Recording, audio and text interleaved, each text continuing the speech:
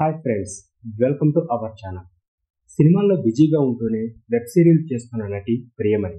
ఆమె ప్రధాన పాత్రలో రూపొందిన legal drama good wife, American web series the good wife ఆధారంగా అలనాటి నటి రేవతి రూపొందించారు.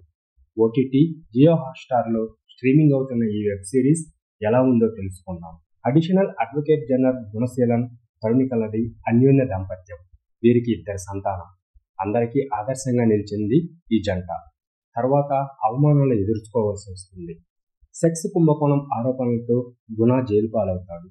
అది నిజమో కాదో తెలియకుండానే భర్తను అసహించుకుంటుంది తరుణిక. తన స్నేహితుడి సహాయంతో లా సంస్థలో అసోసియేట్ అడ్వకేట్ జాయిన్గా అవుతుంది. న్యాయ పోరాటంలో భాగంగా భర్త కోసమే ఆమె వృత్తిలోకి తిరిగి వచ్చిందని అందరూ అనుకుంటారు. మరి తరుణిక ప్లాన్ అదేనా? గుణ జైలు నుంచి ఎలా బయటకు వచ్చాడు? అసలు అతను తప్పు చేశాడా లేదా అనేది ఇప్పుడు చూద్దాం.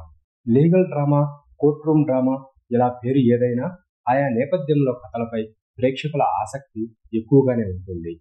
అలాంటివి ఆశించి గుడ్ వైఫ్ని చూస్తే నిరాశ తప్పదు. ఇందులో బ్యాక్డ్రాప్ ఒక్క సీన్ వర్కౌట్ అయిందంటే.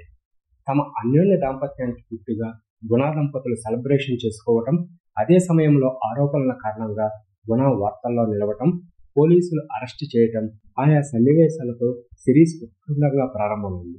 కానీ ముందుకెళ్లే కొద్దీ ఆసక్తి సన్నగిల్లుతుంది. కీలకమైన గుణ కేసును పక్కన పెట్టి కొత్త అంశాలను తెరపైకి తీసుకురావటం గందరగోళానికి దారితీసింది. భర్త విషయంలో ఎంత బాధ ఉన్నా తరుణిక దాని నుంచి తేరుకొని వచ్చిన అవకాశాలను సద్వినియోగం చేసుకుంటూ తనను తాను నిరూపించుకోవటం వంటి సన్నివేశాలు మాత్రం ఆకట్టుకుంటాయి. తండ్రి జైల్లో ఉంటే పిల్లలు స్కూల్లో ఎలాంటి అవమానాలు ఎదుర్కొంటారు, ఇతర కుటుంబ సభ్యులు దాన్ని గమనించకపోతే ఎలాంటి పరిణామాలు ఎదురవుతాయి అన్నది చక్కగా చూపించారు. ఫెర్టిలిటీ కేంద్రాల్లో జరిగే అక్రమాలు, డ్రగ్స్, పాలిటిక్స్ సృష్టిస్తూ కథనాన్ని నడిపినా పెద్దగా వర్కౌట్ కాలేదు.